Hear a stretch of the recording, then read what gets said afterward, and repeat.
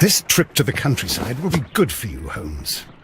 As your friend and your doctor, I really do recommend that you give yourself a complete change of scene. Fresh air, brisk walks, bird watching, chopping wood. Sounds intolerable. I mean, certainly it sounds delightful.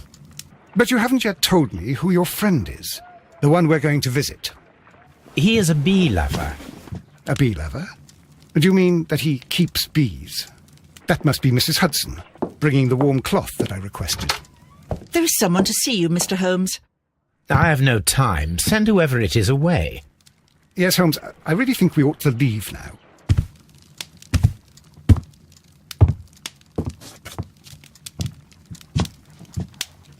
Mycroft. Sherlock. Oh, Mr. Holmes? Perhaps you don't remember me. I'm Dr. Watson. We met at the Diogenes Club a few years ago. I documented our encounter in a short story I gave the title The Greek Interpreter. He does remember you, Watson. My brother remembers everything, and that is why he is so valuable to the government. We're about to depart for the train station. I know. You know? Sherlock, I need your help. There are people who presently threaten both our country and the Crown itself. You must help us with those methods of yours. Need? Help?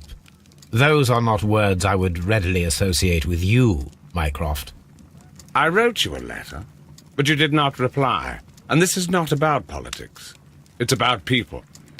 People similar to those whom you pretend to defend in your petty detective affairs.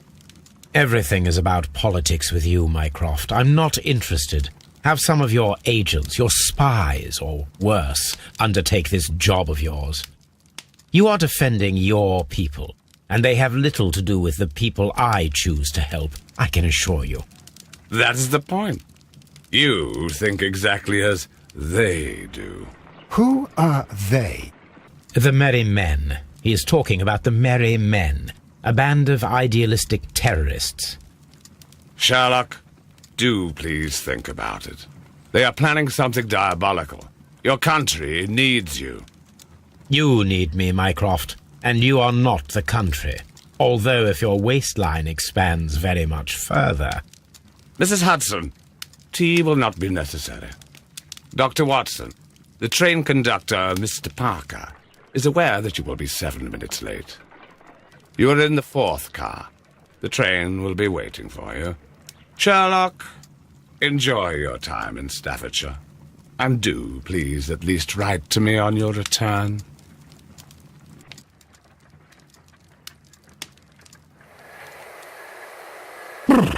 What a gloomy night. It was warmer inside the waiting hall. Since the station master told us that the train is about to arrive, we should not have to wait very much longer. Yes, at last. Attention! The train is arriving at the station. Please stand well away from the platform edge. I'll take your bags and your blasted archive suitcase. But, Holmes, the headlight. It's faded away. Something is wrong. I can't hear any sound from the incoming train. Excuse me, sir. Can you explain what has happened? I don't know. It's as if the train vanished into thin air. Holmes, say something. Quick, fetch a lantern and let us take a look. It's too dark. Only fog and rails, nothing else. There is no use in stumbling around here at night. We will come back tomorrow.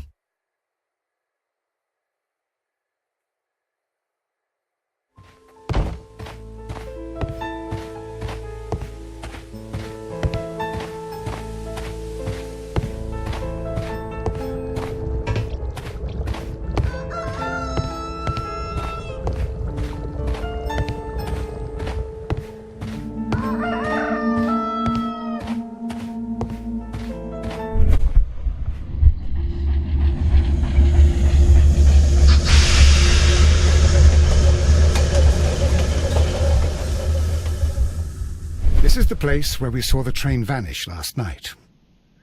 railway sleepers. Nothing unusual. A discarded item, possibly thrown from the train. There are no tracks or footprints on the ground.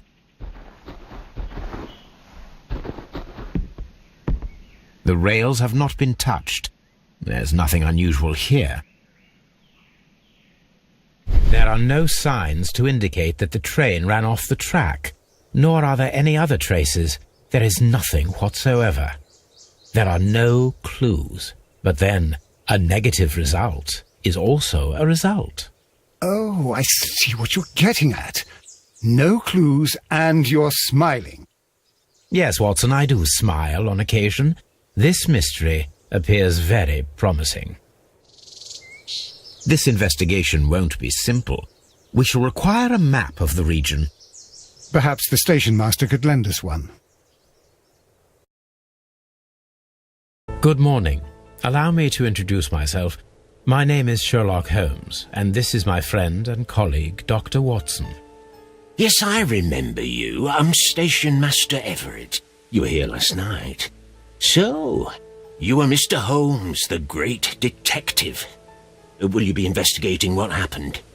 I shall indeed. It is extraordinary that an entire train could disappear like that. And to think of all the poor people inside it, the passengers, the driver.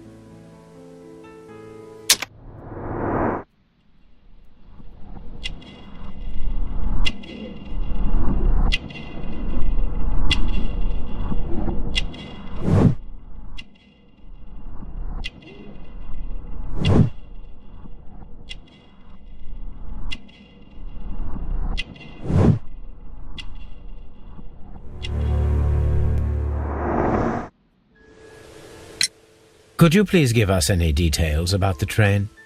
Well, there was nothing so very special about it. At least not that I can recall. My memory's not what it used to be. However, if you need it, you can have the train composition report. It's inside my office. I would be glad to have a detailed map of the local railway district. But of course, please, take the one that's pinned inside the waiting hall. See you later, my good man.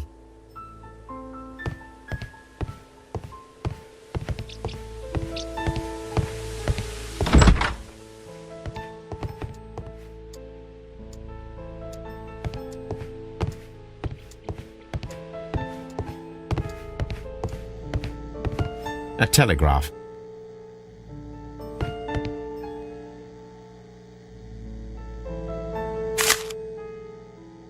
A new telegram. I think we should meet this Mr. Robinson.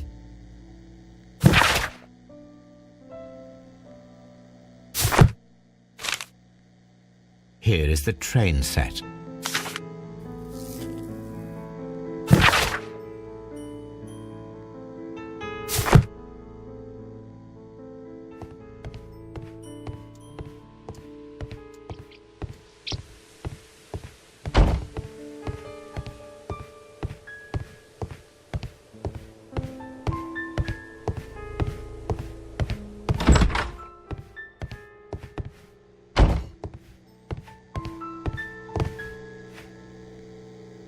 This map will be useful.